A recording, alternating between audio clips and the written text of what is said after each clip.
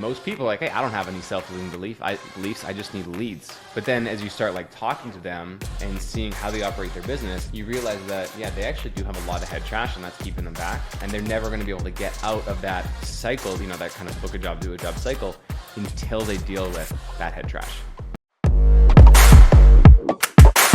Mike, hey buddy, thanks for coming on the show. Okay, the first question is explain your title more. You just started. You're learning Spanish. Tell me about that.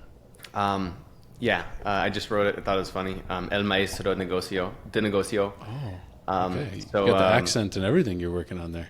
Yeah, I spoke French growing up. Well, not spoke it. I did French school, so I learned it and I can still speak it. But I decided, hey, I need to learn Spanish for multiple reasons. Number one, I love traveling to Spanish-speaking countries. Number two, I have like 10 employees who are Spanish speakers. And number three, we have like hundreds of clients who are Spanish speakers. And so, number one, my clients and my team find it really endearing that I'm learning. It's like, aw, That's cute. But also I just love learning. Duolingo is incredible. I actually just started weekly one-on-one lessons. I found a guy on Fiverr who's like just teaching me. It's like $15 for an hour with this like legit teacher. And so I'm practicing speaking more. He's like, yes, last week was my first one. He's like, hey, tell me about your morning, like in Spanish. I'm like, oh, like I've been doing Duo for 6 months, but like, okay.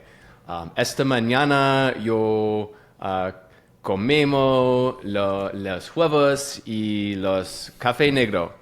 So I'm like, this morning I woke up or I had eggs and black coffee. And like, he's like, you got a lot of work to do. But that's why I'm working on it. Dude, that's fantastic. It's funny, to your point on like the clients and whatnot, that, kind of a small thing, but I think a big contribution to Paris Painting, which is, one of the businesses, in the Aleph ecosystem. But people, or maybe you've heard Jason talk about this, but one of the things that Jason did that I think stood out to subs was he learned Spanish and he would speak Spanish to the sub crews. And then Mark, who's now the president of Paris Painting, he started as a project manager and he used Duolingo and he just taught himself Spanish and like being able to connect with people. Like they wanted to work for Paris Painting. Like the best subs in town who were Spanish speakers wanted to work for Paris Painting because like they could connect, they could have like deeper conversations. It's like to take that on, it can have a huge impact. I'm sure like you're able to connect. I mean, you're still, maybe it's a little early, but it is a little early, but even just like starting and the thing about language, and obviously this has nothing to do with business, but like the thing about language is, you start learning how other people relate to various words and how their language is structured and how they use nouns and verbs and things. And it just really opens your eyes to other people's like intellect. Other people, like you only get their value, like your perception of their intellect based on how good they can speak English. But like they can't speak English that well. They might be a super, super smart person. They just haven't learned that much English yet. But you aren't able to connect that yet. Totally. And so I really like learning other languages for that, for that reason. Man, that's good. That's good. Okay, maybe let's do a little introduction. So for folks who are not familiar with who you are, who is Mike Gore-Hickman? Yo estoy el maestro de negocio. No, so I'm founder of paintergrowth.com. I ran a painting business back in the day. Got to a multiple 7-figure run rate by the time I was 22. Shut that down, had to move out of state because I followed my wife, my girlfriend at the time. She moved with her job, and I'm like, love is real. And so I followed her. We're still together. We just had our 9-year anniversary last week. There you go. Which is sweet. We got 2 beautiful little girls. Had an opportunity to work for a software company, help them grow from a startup to over 10 million a year in a couple of years. So that was really cool. And then painting called me back. And in October 2021, I started up what is now paintergrowth.com. And since then, we've helped over 600 painting contractors grow their businesses. And actually, we've just revamped our mission. We've never really formally announced it yet. We're going to figure out how to do that. But our new mission and our vision is to bridge the gap between business education in the painting industry. Right? And there's over 200,000 independent painting contractors in the United States. The vast majority of them have a high school education or less. and they're trying to run business. They're trying to grow 7-figure businesses, right? A ton of them are trying to grow big businesses, but they have no idea how. And business is hard if you don't have a foundation. So we're trying to bridge that gap, teach more people how to run a business, because it's not that hard once you learn. And what's happened with that is like we've been able to actually lift hundreds and hundreds of painters out of otherwise tough economic situations, because we show them how to make money and how to provide for their family, and that's a really cool thing, and we love doing it. Dude, that's awesome. What like up to this point, what's the scope of what you help people with? Like, what are the what topics are you digging into with folks, helping folks with? Yeah, good question. So initially, when we first started it, you ask, are you familiar with like being problem aware, being solution aware, like that concept? So the problem that most painters thought they had is that they needed leads, right? Sure, and so yeah, that's yeah. kind of the premise in which we started marketing, and because we asked them like, hey, what's your biggest problem? What's your biggest problem? Because that's what everyone says when you're trying to start a business. Ask people what their biggest problem is and solve that problem. Like, okay, great. We started asking them, we need leads. We need leads. We need leads. Okay, so we solved that. We taught a whole bunch of marketing things. We taught people how to scale up door-to-door teams, how to run their own Facebook ads, how to talk to property managers and get commercial repaint work, among like I think 10 or 11 other systems. And those work really, really great if you do them. But what we found is that even the clients that were able to get leads and bring in work and sell jobs, it was like a flash in the pan. Like they would have success and then they would fizzle out, or they would get overwhelmed and self-combust because they didn't have the business fundamentals to be able to sustain that growth. And a lot of that actually came back to the head trash and the self-limiting beliefs that they had. And the idea of self-limiting beliefs in a largely male-dominated kind of macho industry is a challenging one to really like lead with, because most people are like, hey, I don't have any self-limiting beliefs. I just need leads. But then as you start like talking to them and seeing how they operate their business, you realize that, yeah, they actually do have a lot of head trash, and that's keeping them back. And they're never going to be able to get out of that cycle, that kind of book a job, do a job cycle, until they deal with that head trash.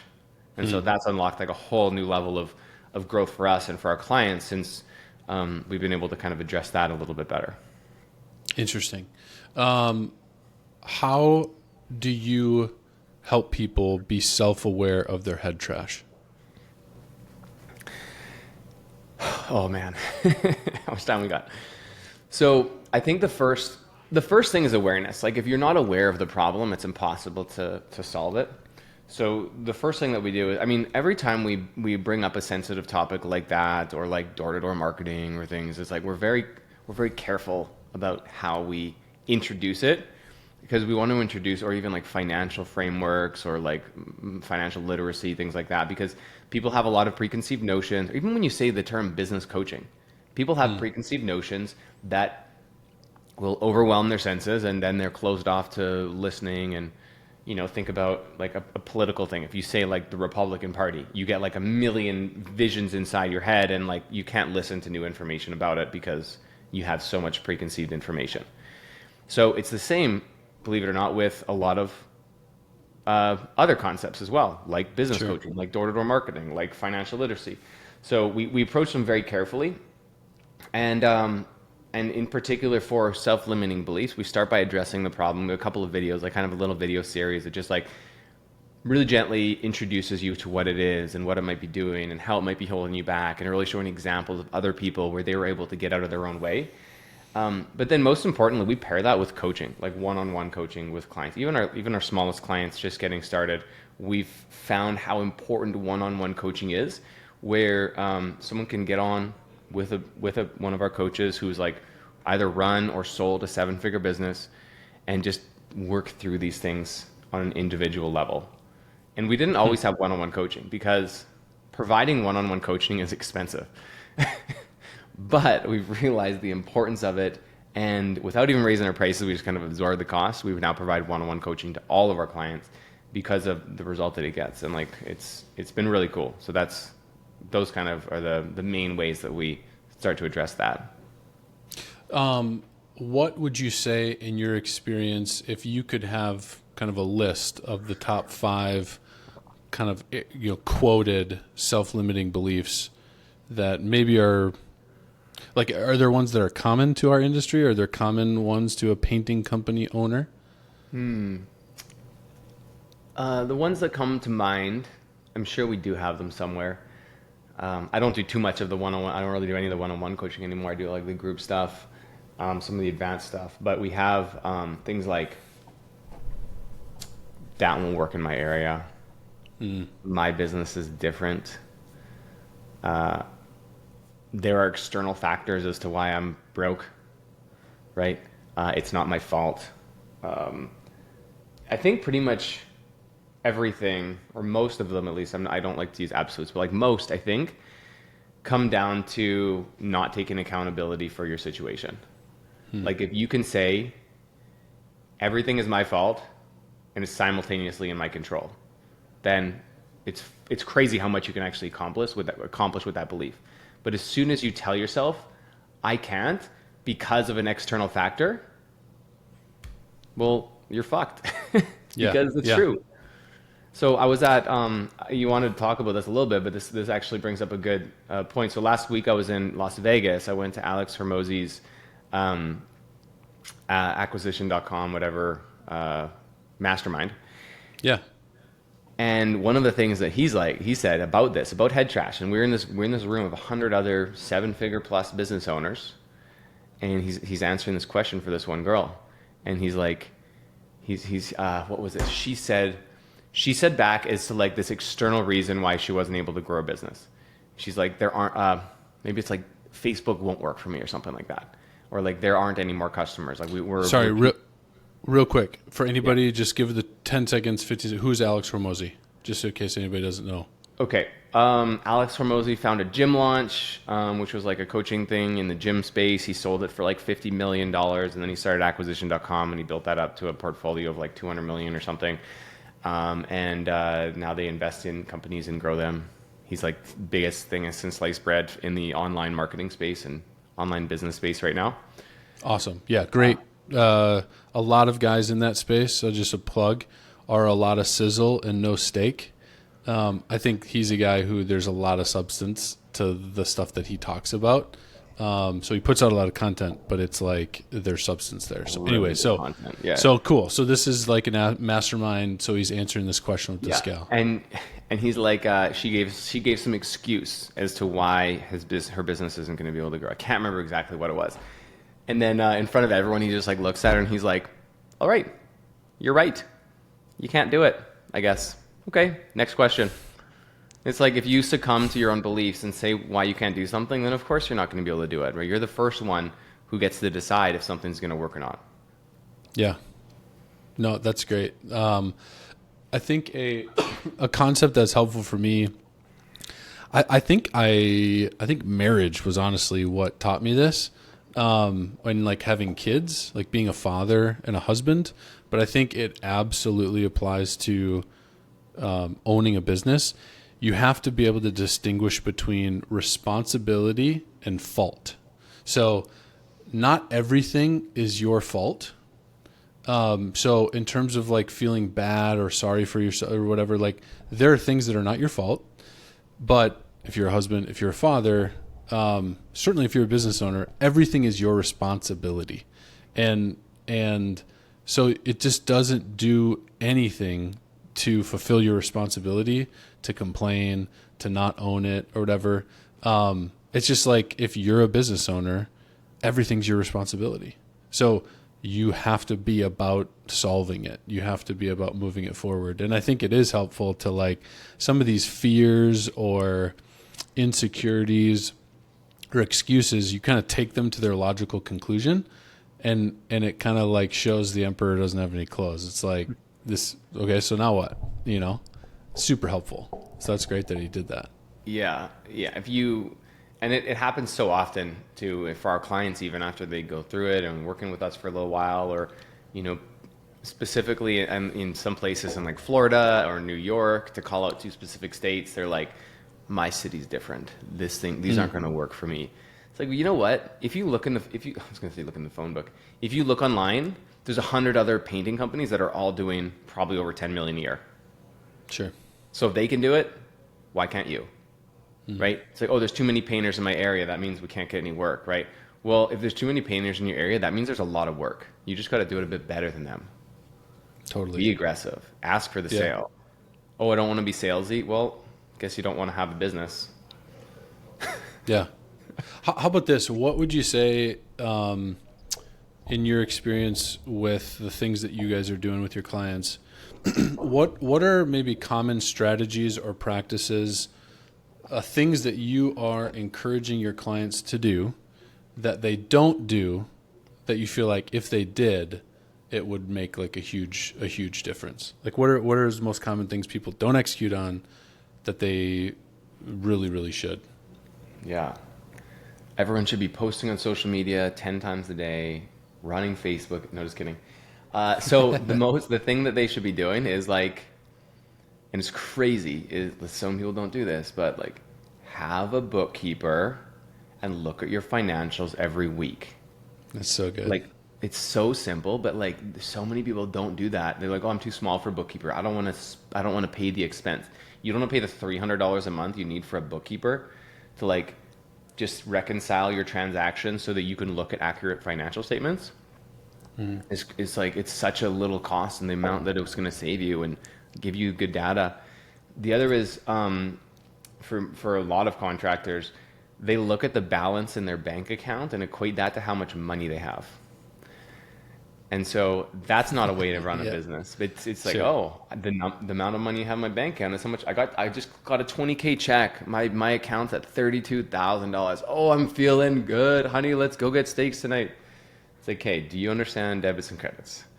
And so in simple terms, debits and credits is like, how much do you owe and how much are you owed, right? Or like a AR and AP, accounts receivable, accounts payable. So if you have $32,000, but you owe $22,000, you only have $10,000. So this is where we use a balance sheet, just looking at a balance sheet on a monthly basis to see how much money you have, how many people you owe, how many people owe you, and then what's your total after that. And that gives you a good snapshot on how much money you actually have in your business, not the number in your bank account. Yeah, another layer to that too is tracking deposits separately. So if you take deposits, and so part of that 20,000 or whatever is, $5,000, $10,000 of deposits, which we're big believers in deposits in all of our businesses that we are in. Highly recommend. We want that.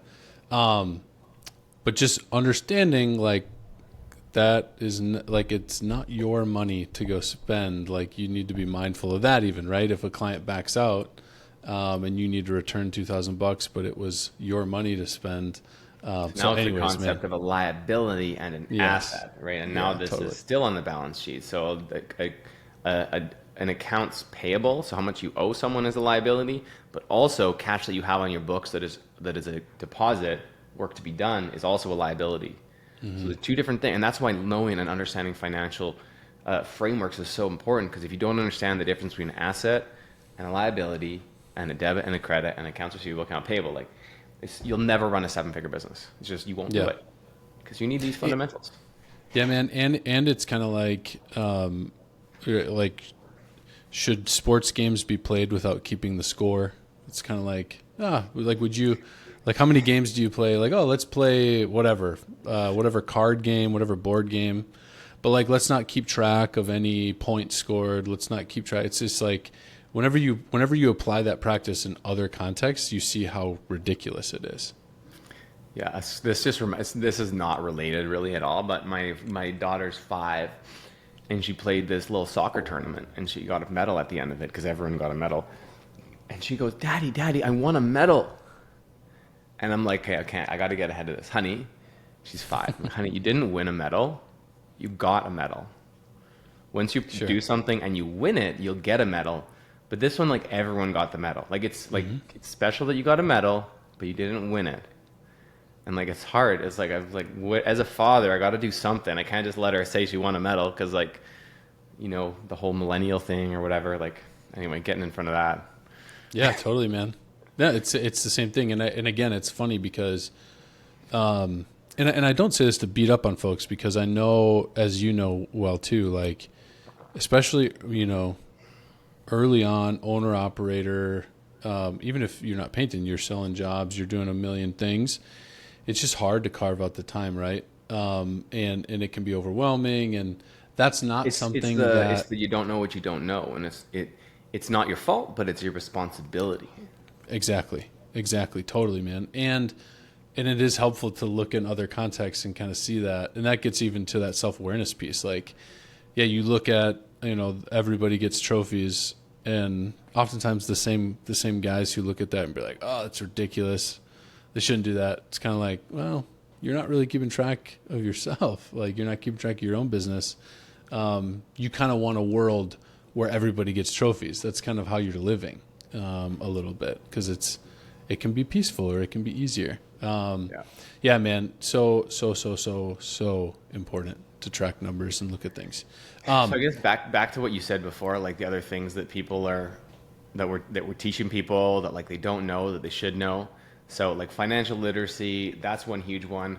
If we go more like just like go back to like the business basics and the tactical thing, and if you're listening to this podcast, you're a forward-thinking painting contractor who's trying to grow their business, and that's really great and good for you and all that stuff.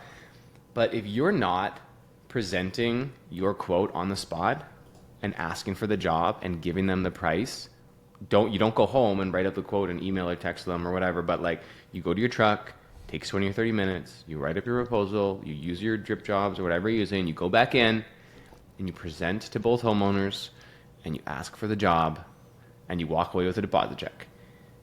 If it's 2024 and you're not doing that yet, then what are you doing? Now let's lean into that because I think there's misconceptions around that. Like, like why? Like, tell me more of like why. What am I leaving on the table? Like, what am I missing out on if I don't present on the spot and ask for the job? Yeah, so it's twofold.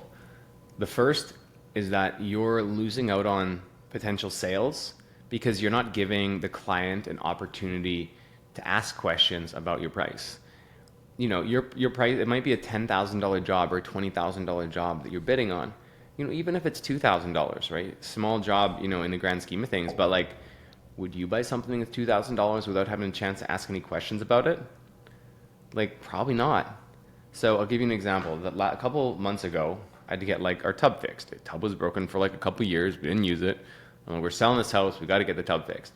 So guy comes by, looks at the tub. It's like, cool, get you a quote. A couple days later, get an email quote. And I thought it was going to be like $500. Anyway, quote comes back. It's like $1,200. Like, what the heck are they doing for $1,200? And it's like, this is something I need to do. And I need to get the tub fixed because we're selling the house. And I let the quote sit in my inbox for weeks.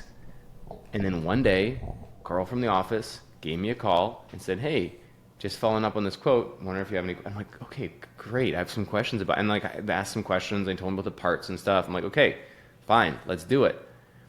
But they could have saved the time, booked it sooner, got the job done, increased their cash flow cycle, had a higher close rate if they just spent 10 minutes, looked up the part list, gave me the quote on the spot, explained the price, walked away with a deposit check. And like, so as a consumer, not only is it a better experience, sorry, not only is it better for the business, but it's also a better experience for the consumer. Because I'm not sitting, looking at my inbox, all frustrated because I don't know where the price is coming from. And the second part is that it saves you time. So many contractors that I know come into the program and they're like, I'm so busy all the time. Okay, what are you doing? It's like, well, I spend every night doing quotes. Like from 8 to 10 p.m., I'm just writing up quotes. It's like, okay, well, imagine if you only had to do half the number of quotes and you just did them all on the spot because you're closing a higher rate and you're done. Then you reduce all this like evening work. And now in the evenings, you can spend time with your spouse or with your kids. Wouldn't that be better than sitting in your office and writing up quotes? So you get your time back, you respect the customer more, you close at a higher rate.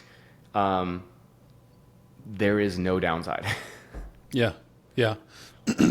Just to validate and piggyback, man, like, I think to your point, we all experience this if we put ourselves in the shoes. It's a way better experience from a customer standpoint if you get all the knowledge you want. And what is the number one thing they want to know in most cases is like, how much does this cost? Now, we know that's not always the most important thing. So it's our job to help them understand all the factors that they need to weigh. Price isn't the only thing that they should make their decision on.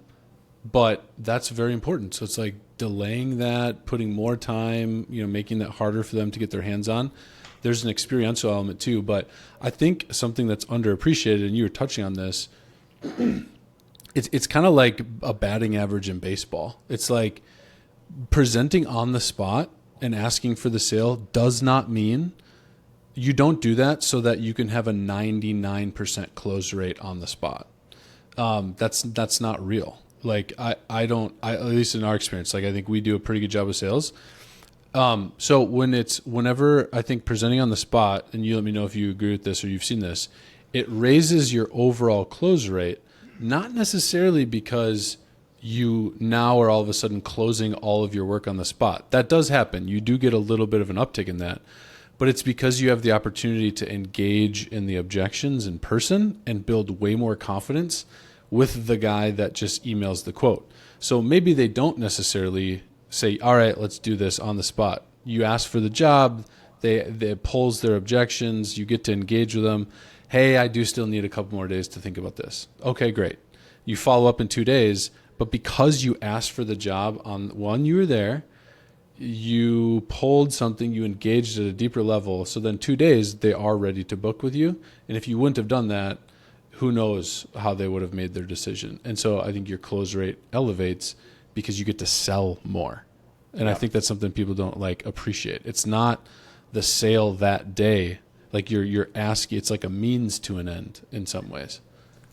So I think that one word that we're missing here is that the clients aren't looking for the cheapest price, but they're looking for the highest value. Mm-hmm. And by presenting on the spot, by giving them a chance to answer questions, you're now increasing the perceived value that you are quoting on. A lot of clients will come into the program and say, hey, we are getting underbid all the time. Guys are coming in and they're cutting our prices in half. It's like, oh, boo-hoo, you're the only one in the country where that's the case. So I guess life sucks, right? No, it's about how can you increase your value in relation to the other people that are providing services. And so these other clients are coming in and they're writing on the napkin, we're going to do it for $2,000. It's like, okay, well, what does that include? What type of paint are you using? What type of preps are you using? Do you have a guarantee? Do you have a warranty? What's the communication look like? Are you professional? Do you have a tax receipt? Do you have insurance? Do you have all this stuff? And these things matter. And so if you're trying to be a professional painting organization and you have all of these things and you're not presenting them and show it, these things matter to clients. So show them and talk about them. And most importantly, ask the clients what's important to them when choosing a painting contractor. And I bet 9 out of 10 times, in fact, I know 9 out of 10 times, they're not going to say price. You'll get 1 out of 10 that says, literally, I just need these done as cheaply as possible. Slap the cheapest paint you can on. That's not your customer. And that's fine. But the other 9 will say something else. We want a clean job site. We want good communication. We want, painters who are presentable. We had a really bad experience with X, Y, and Z, and so we don't want to repeat that. Great. Let's build value around those things. Yeah, totally, man. And again, it's kind of like that scenario where you have somebody who maybe they had kind of a lowball type contractor and they walked around, they wrote it on a napkin, but they sounded really confident, right? And then you just email them a professional detailed proposal that's double the price.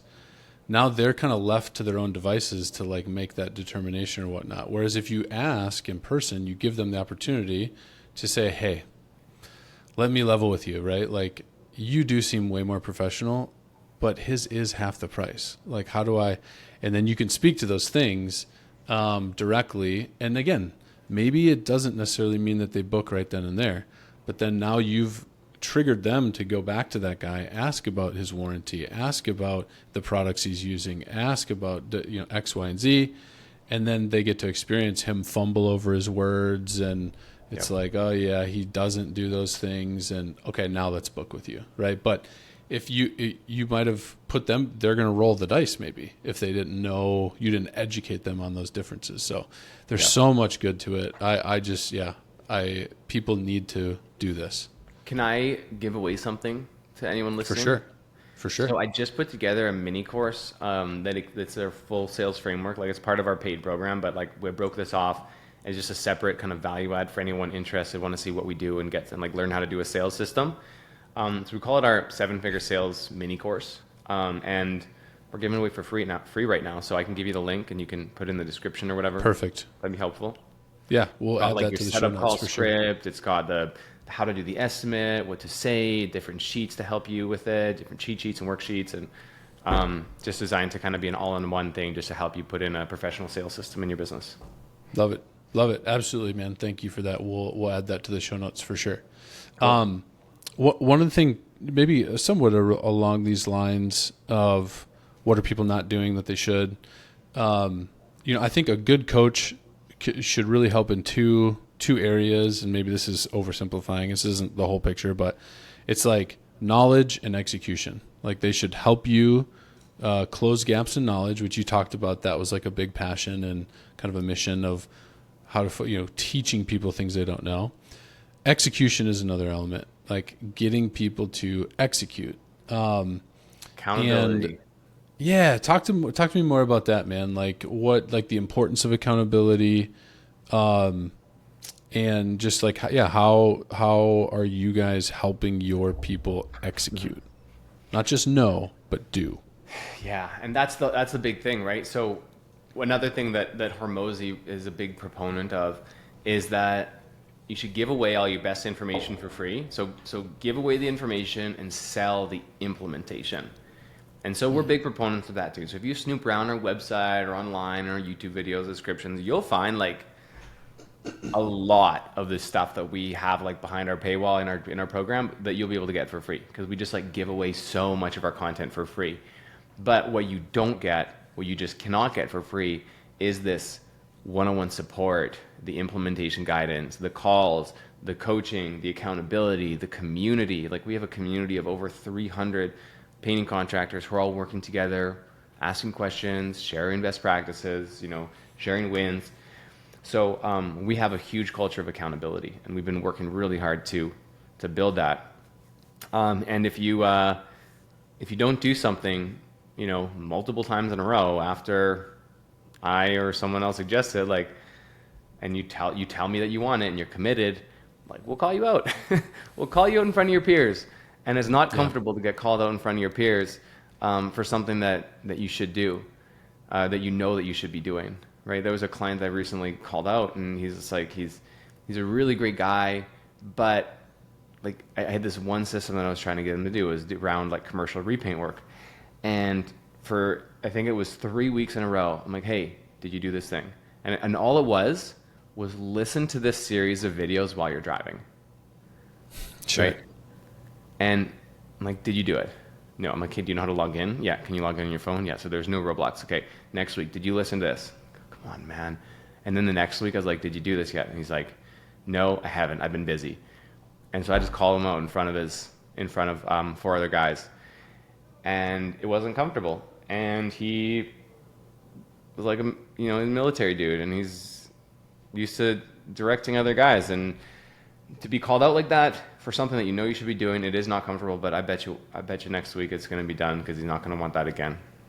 Yeah, totally, man. I think the peer component is important. I also think, just a plug for coaching, I think having spent that money, like I don't think that we do that well with choices.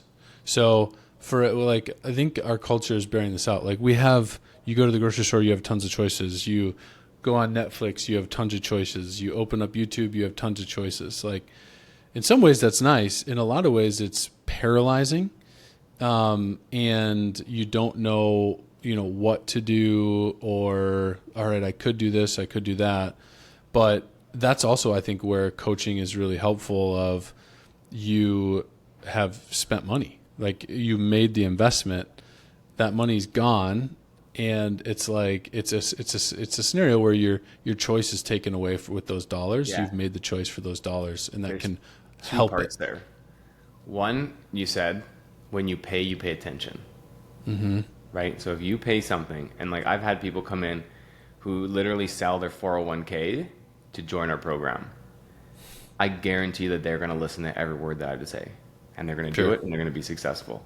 Right? We've given our program away for free 3 times. Every single one of those times, the guys dropped off and not followed through and not done it and not participated. Sure. So that's one. And then, okay, wait, what was the other one? When you pay.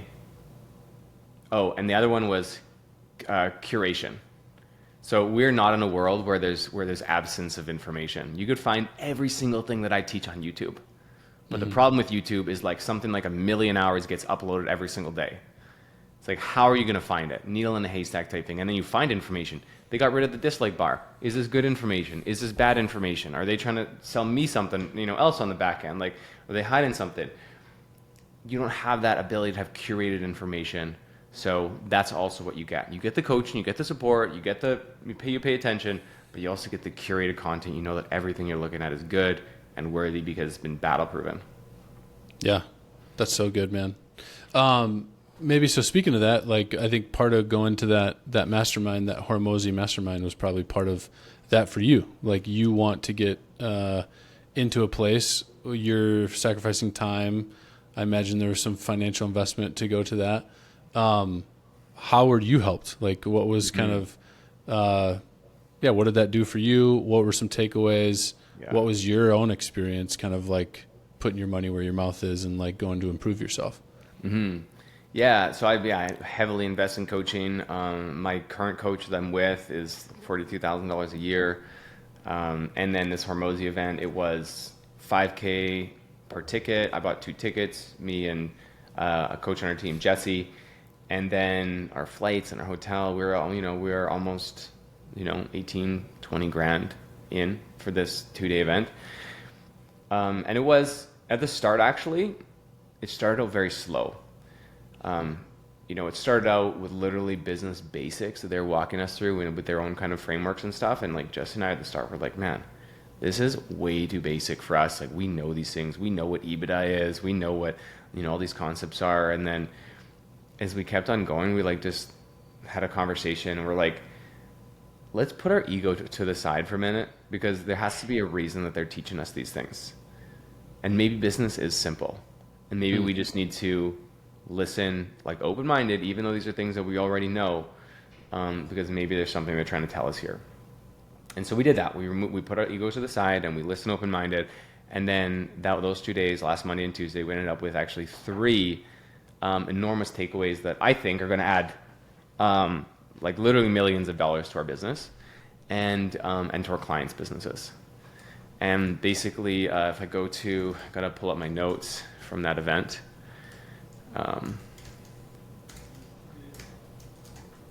Notes from the Yeah, I'd roundtable. love to hear whatever you'd be willing to share. Yeah, so the basic summary was, so first one was, this is like internet. I don't like to call myself internet marketer because I'm not. We're like more of like a business school type thing. But for online businesses, number one is in order to like maximize our clients' lifetime value to the company, we need to get them better results. And so the way that we're going to do that is by shortening time to an activation point. So right now, how we do it when we bring on clients is we give them kind of like 1 coaching call per month. But what we want to shift to is actually like compress all of the coaching they get, double it up, and put it in the first month. So they get a coaching call per week for like the first 6 to 8 weeks. And if they can get one-on-one coaching call every week for the first 6 to 8 weeks, they're going to get way better results. They're going to get results way quicker, and they're going to stay with us for way longer because they got that result, right?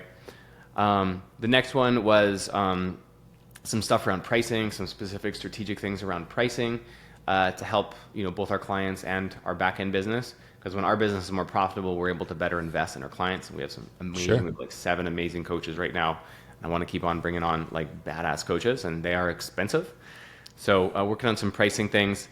And then the third one was around a marketing tweak for me. So I still act as the like a head of marketing at Painter Growth. I'm out of a lot of roles, but I am still the head of marketing and the head of content. But for marketing, part of it was like really pushing forward that we are doing business education and creating more of these like mini courses, like these sales mini courses, and like just really being more forward with giving away more free information. So, which is obviously really great for the community and really great for prospective clients, because if we can teach them ahead of time, they come in with a foundation, they see that we know what we're talking about. And so we're really, really leaning into this free mini course thing. We actually created 4 different mini courses in the last week, just pulling our paid content and putting it together and repackaging it to help with recruiting and with financials and with sales and with leads and things like that, which I'm really excited to launch. But the sales one is ready, and so that's why I want to give it to you guys. Awesome. I love that, man. I think that's something for us, obviously, with partnerships and getting into our partnerships are like long-term, obviously indefinite. And so a big thing for us is like, we want people to know who we are. Like both of like us and them need to be eyes wide open. So there's an element of it kind of serves, like if I give stuff away, we try to share like our practices, what we do, how we do it. And then if that resonates with you, great. That's going to make our relationship better. If we already kind of know that resonates with you, that's helpful to you, it's a good setup. I imagine too, like if folks have consumed some of who you are and what your particular organization brings, you are both going to have a better experience, once you get into the relationship. Yeah, you guys need to go to one of these events, like whoever the CEO is of Aleph, and I can't remember, who is it? Chet is the CEO. Chet, and maybe you Chet or whoever Funk. should go to. Yeah, we've spoken actually before. You guys should go to the mastermind, because like what they're doing, what acquisition.com is doing is investing in, like, they're helping small businesses grow, get to about $1 million EBIT, and then invest in those companies. And they're really, and I know Chet's really good at this because we talked about it, but Hermozi and their team are really good at structuring deals. So it's actually like very little, like not cash intensive. And so they put a little bit of cash down on these businesses, but they will like take a majority stake with almost no cash down for businesses that are cash flowing $1 million a year, and instead value the services that they're providing the businesses, and the future cash flows that the businesses are going to create as that like value add. And it's just like, it's so genius because they're not putting in like $5 million per acquisition. They're putting in like maybe 1 million, and they're getting this business that's cash flowing $1 million. It's crazy. So I think that you guys should check out what they're doing on that. What's beautiful about that, and this again, I kind of made that comment of, I think there's a lot of substance to Hermozi. What's beautiful about that, just as you described that, maybe that sounds like, oh, Hermozi's making out like a bandit, in that scenario. On a surface level, that could seem that way. But here's the reality, like, especially for a lot of these small businesses, cash doesn't solve all your problems. Like, somebody could write you a check for $1 million, and if your operations are garbage, if you don't have any leaders in your organization, it's nice to have cash, but it's not very useful if you don't have the systems and stuff. So it makes sense. It's good. It's a good scenario. I'm just saying, like, the systems and the structures and the infrastructure that Hermozi brings, I would imagine, is what the real value is, not his checkbook. His checkbook is not as valuable as what he can actually prop up in your business. So I think it's a great model, though. I mean, absolutely, it'd be an excellent deal for the business owners who are doing it. But it's just nice that it's not capital intensive for them to be able to do that. It's just a cool model to see in, and as someone who's just kind of venturing into the whole capital market game, it's cool to see these types of deals and know that that's possible. Yeah, that's awesome, man. That's awesome. What do you have coming up? Anything like events or anything like that? I think you guys had an event not too long ago. In April, is there anything else? We're in Minneapolis in April. Our next mastermind is going to be in Phoenix in October. So October 17th and 18th in Old Town Scottsdale. I believe Jason's already confirmed for that. We Let's go. have two more big name speakers that I'm not announcing right now. We're going to come there, but All right, good. the reason people come to these masterminds is not to hear a speaker speak, but it's to work on your business. So the whole 2 days, it's a Thursday and Friday. It's all structured around working on your business, working on your goals, your challenges, mastermind them with other people. We'll have 5 coaches there working with everyone. This one's going to be between 40 and 50 people. We don't typically accept anyone from who isn't in our program, but we are accepting 5 for this one, just for people to kind of come in and check it out.